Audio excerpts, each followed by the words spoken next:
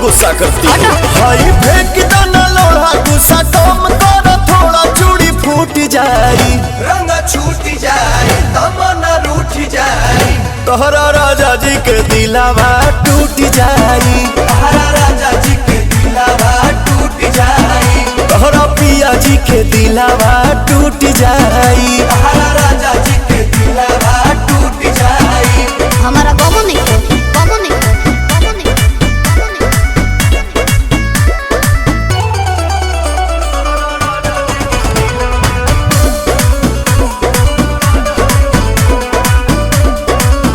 खिसियालू कहे रिसियालू कहे गरम आलू तो फेंक देलू आलू कहे दारू चालू तो बोलो ना जानू कहे हमसे भइल बाटे भाजी धोखा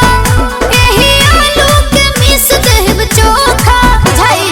देबू नहीं खाए तका बोला हम कमाए चितर कूट जाए अरे दिल टूट खाए हैं? दिल बूट खाए अच्छा तोहरा राजा जी के दिलावा टूट जाई तोहरा राजा जी के दिलावा टूट जाए तोहरा बलमू के दिलावा टूट जाई तोहरा राजा जी के दिलावा टूट जाए।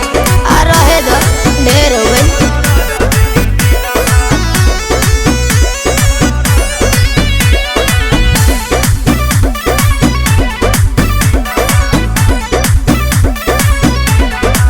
हो जानी छोड़ा भवन करब कहबू जवन रहे सेवा में असुप्रियन सुपवन धोई दी है भौजी के झूठ बरतर झूठे बात तुम्हारे लो पालिस कहबो राती के तोहरे के मालिस बुझतनी अमान जाने अब धनी तोहरे पर सब धन लूट जाए